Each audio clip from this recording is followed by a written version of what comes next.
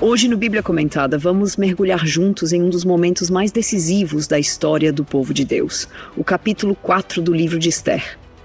Aqui a narrativa ganha um tom dramático e profundamente espiritual, quando o clamor de um povo condenado encontra a coragem de uma mulher posicionada no palácio.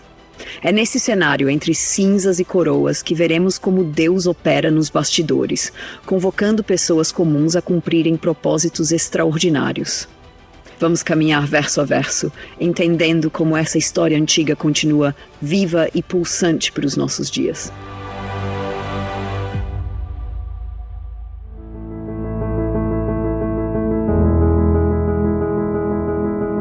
Mardoqueu, ao ouvir sobre o decreto maligno que havia sido promulgado contra os judeus, rasgou suas vestes, vestiu-se de pano de saco e cobriu-se de cinzas.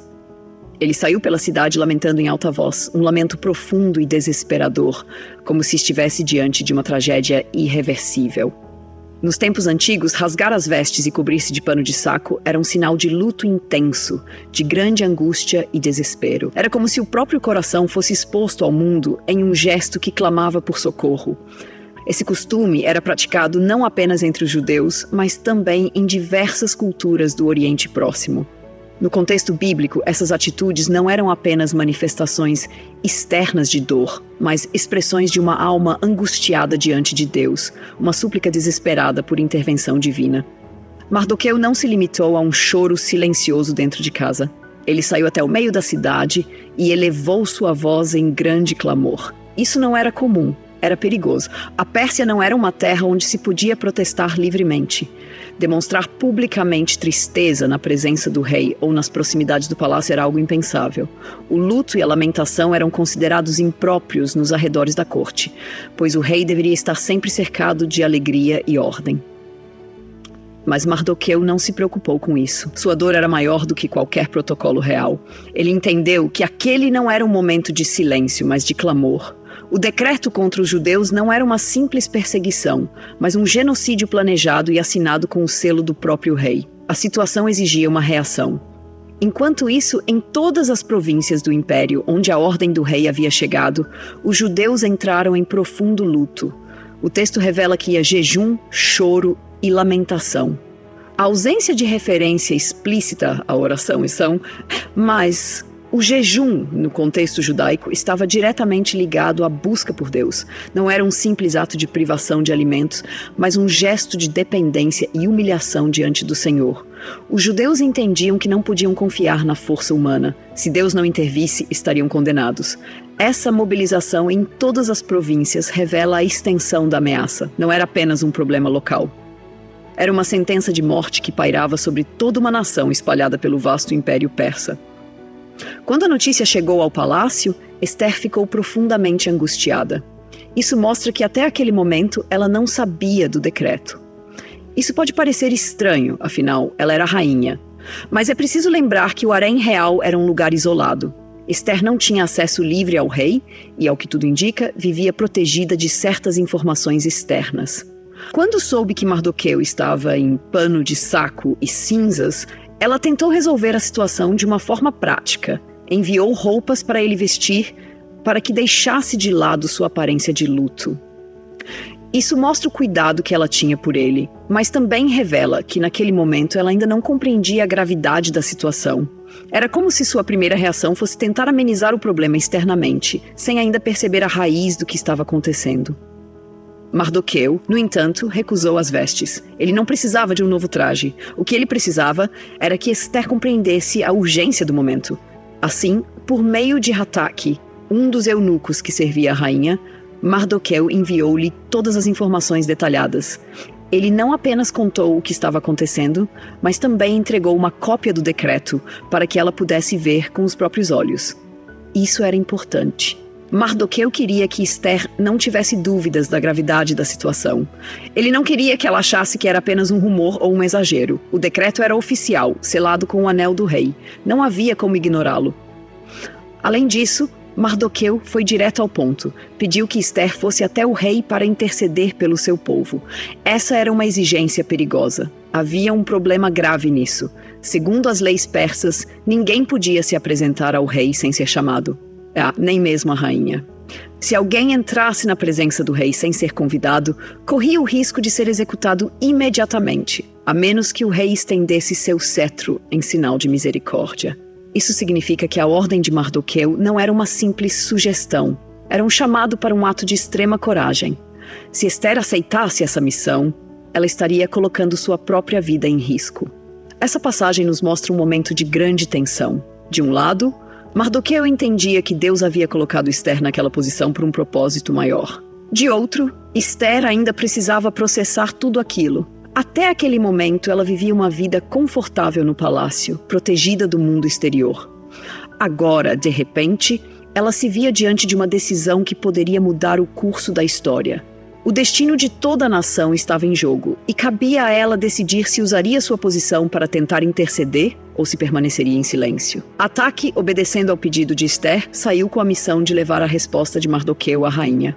A comunicação entre os dois, intermediada pelo eunuco, revela mais do que um simples diálogo. Era como se duas realidades muito distintas estivessem tentando se alinhar. Uma, vivida dentro dos muros do palácio, cercada de luxo, silêncio e protocolos.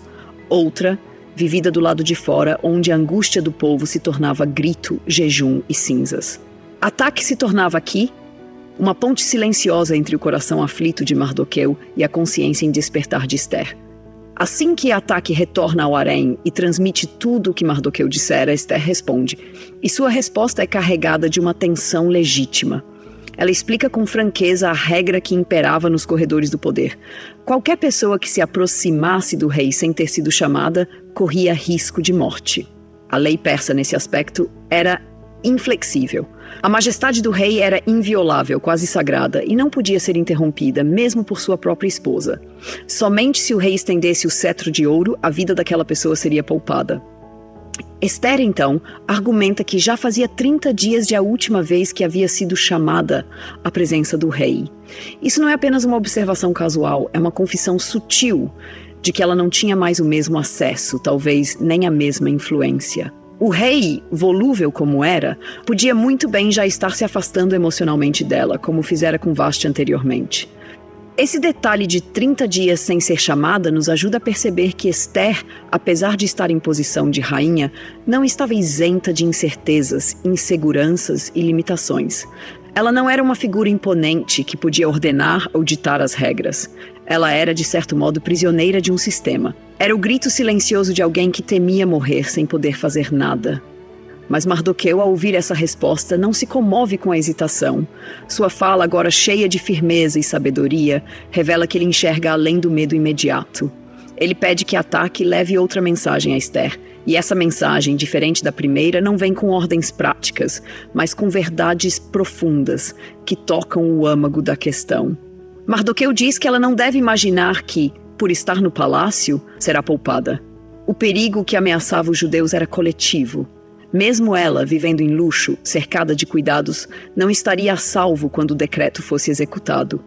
O extermínio era nacional, sem distinção entre posição social ou proximidade com o rei. Era como se Mardoqueu estivesse dizendo: você não está tão protegida quanto imagina. O palácio não é um escudo contra a justiça de Deus, nem contra os planos do inimigo.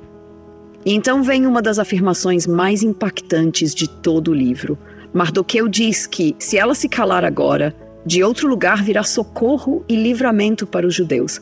Essa frase carrega um peso teológico tremendo. Mesmo sem mencionar diretamente o nome de Deus, como é peculiar ao livro de Ester, Mardoqueu confessa sua fé absoluta na providência divina. Ele sabe que o povo de Deus não será destruído, porque há promessas eternas. A aliança feita com Abraão, Isaque e Jacó é inquebrável. O Messias que viria da linhagem dos judeus ainda não tinha vindo. Portanto, o plano de Deus não podia ser frustrado. Se Ester recusasse o seu papel, Deus levantaria outro meio, mas ela perderia a oportunidade de ser instrumento da salvação. A partir daí, Mardoqueu faz uma pergunta retórica que é um verdadeiro marco na história da redenção. Quem sabe se para este tempo como este foste elevada a rainha? Essa frase ressoa como uma flecha na consciência. Mardoqueu planta a semente da responsabilidade em Ester. Ele sugere que todo o percurso da vida dela, da orfandade à coroação, não foi um acaso, mas uma preparação divina para aquele exato momento. Em outras palavras, ele a leva a compreender que ela não estava no palácio por sorte, por beleza ou por coincidência.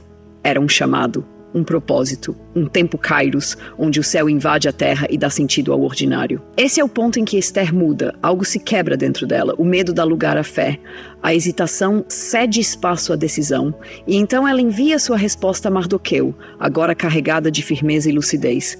Ela diz: vai, ajunta todos os judeus que se acharem em Suzã e jejuai por mim. Não comais nem bebais por 3 dias, nem de dia nem de noite. Eu e as minhas servas também jejuaremos. Aqui a rainha se despe da realeza e se reveste de intercessora. Ela não vai agir por impulso ou por autoconfiança. Vai buscar a face do Deus invisível, que até então parecia oculto, mas que sempre esteve agindo nos bastidores. O pedido de jejum coletivo por 3 dias e 3 noites não é uma mera formalidade. É um ato espiritual de profunda comunhão, unidade e clamor. O número 3 nas escrituras é carregado de simbolismo, fala de preparação, de revelação e de consumação.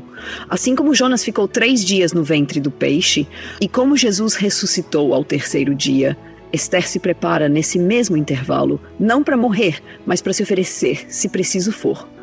E então ela declara com uma coragem que ecoa pela eternidade: depois irei ter com o rei, ainda que não seja segundo a lei, e se perecer, pereci. Essa frase não é uma rendição ao desespero, mas uma entrega total.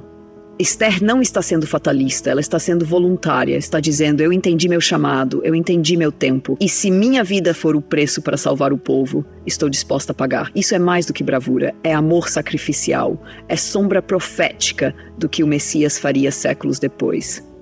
Mardoqueu, ao ouvir essa decisão, parte e faz exatamente como Esther havia ordenado. Aqui a inversão de papéis é reveladora. O homem que antes dirigia Esther agora se submete à ordem dela. Não por vaidade, mas porque reconhece que naquele momento Deus havia levantado a rainha como líder espiritual, como voz do céu. Ele entende que obedecer a essa direção não é subserviência humana, mas reverência ao mover de Deus. O povo então se une. A cidade de Suzã, que antes se vestira de luto, agora se recolhe em jejum. Nas câmaras do palácio, a jovem órfã, agora rainha, se coloca de joelhos. Ela não tem um exército, não tem uma espada, não tem garantias, mas tem algo que o mundo não vê: favor de Deus, propósito divino e um povo intercedendo. O céu começa a se mover e tudo está prestes a mudar. O capítulo 4 do livro de Esther não termina com uma resolução visível, mas com uma entrega silenciosa, profunda e cheia de esperança. A narrativa nos deixa diante de um intervalo sagrado, onde tudo parece estar em suspenso. O povo jejuando, a rainha se preparando, o destino dos judeus pendendo no fio da obediência e da coragem de uma mulher. A história aqui faz uma pausa, com o céu inclinado sobre a terra. Ainda não há livramento, ainda não há resposta, mas há decisão. E isso muda tudo. Esther, ao aceitar o chamado que Mardoqueu lhe apresentou, rompeu com o conforto de sua posição e assumiu o risco da intercessão. Ela entendeu que sua beleza não era para ser admirada, mas usada.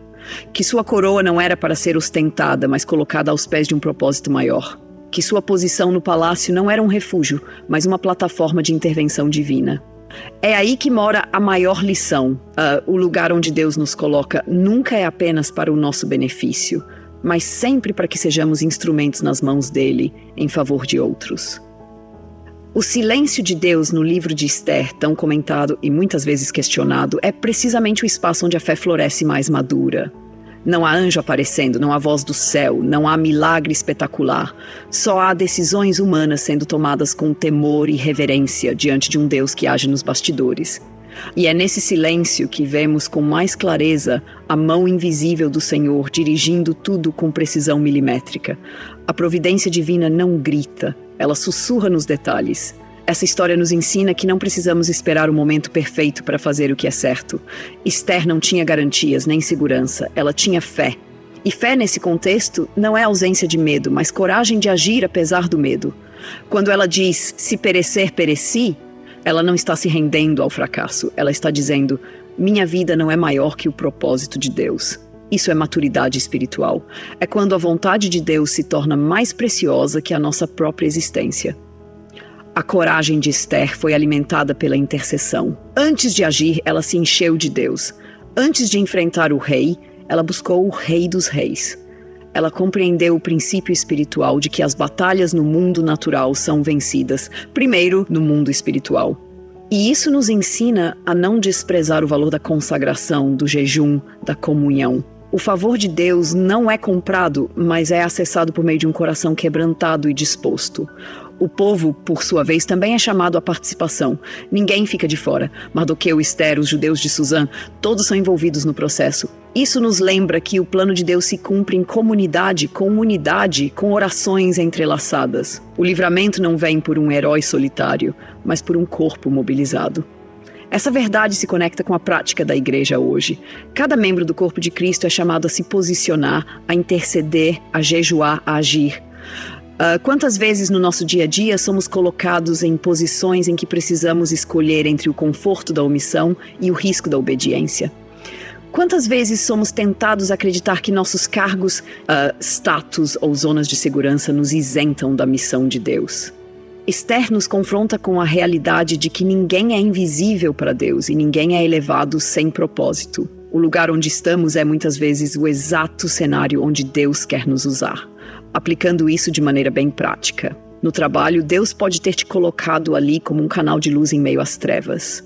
No seio da família, talvez você seja a Ester daquele lar, a voz que intercede, que sustenta, que clama. Na sua congregação, na sua escola, no seu bairro, onde quer que você esteja, o chamado é o mesmo.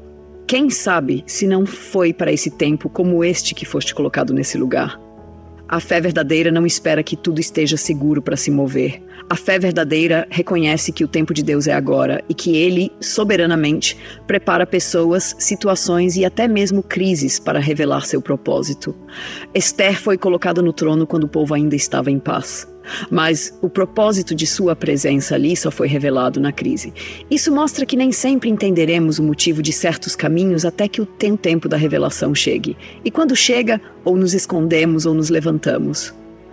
Mardoqueu, com sua postura firme, também nos ensina algo essencial. Confrontar com amor é parte do chamado. E poderia ter poupado Ester do peso da responsabilidade. Poderia ter ficado calado, mas ele sabia que calar-se diante da omissão era contribuir com a destruição. Ele falou a verdade. Ele despertou o propósito. E isso nos desafia também a sermos como Mardoqueu na vida de outros. Despertadores de chamados, apontadores de tempos, vozes que lembram quem somos e por que estamos onde estamos. Não podemos esquecer do pano de fundo histórico. Ester viveu no Império Medo-Persa sob o governo de Assuero, um rei poderoso de decisões rápidas e muitas vezes impensadas. A Pérsia era um império multicultural, de leis inflexíveis e protocolos rígidos. A rainha não podia simplesmente entrar na presença do rei. A religião oficial era marcada por práticas politeístas e pela exaltação da figura do monarca. O povo judeu, espalhado entre as províncias do império, vivia como minoria, tentando manter sua identidade em meio a um mar de influências culturais e religiosas diversas. O decreto de extermínio promovido por Amã não foi só uma ameaça física, foi uma tentativa espiritual de apagar o povo que carregava as promessas do Eterno.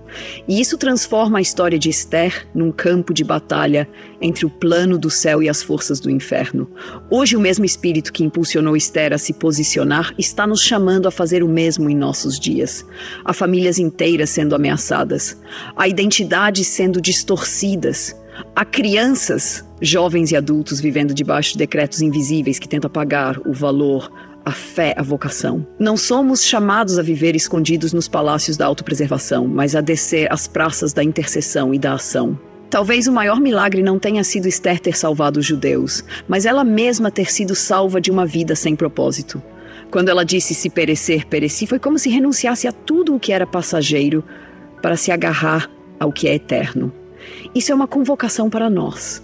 Nossos dias são curtos, nossas coroas são frágeis, nossas posições são transitórias. Mas o que fazemos por obediência a Deus reverbera pela eternidade. E às vezes o destino de muitos está à espera de uma só decisão corajosa nossa.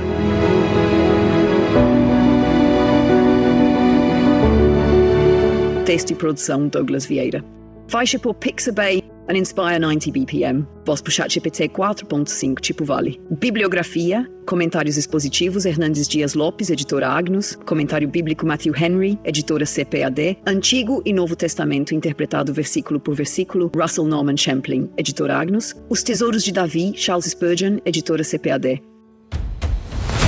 Chegamos ao final de mais um episódio do Bíblia Comentada. Foi bom demais ter você aqui comigo, mergulhando juntos na palavra que transforma e acolhe corações.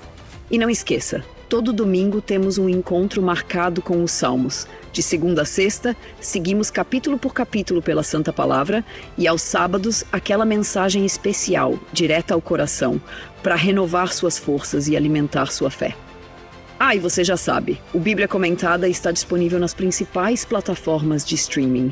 Siga, compartilhe e abençoe ainda mais pessoas através da Palavra de Deus. Até nosso próximo encontro. Deus abençoe sua vida.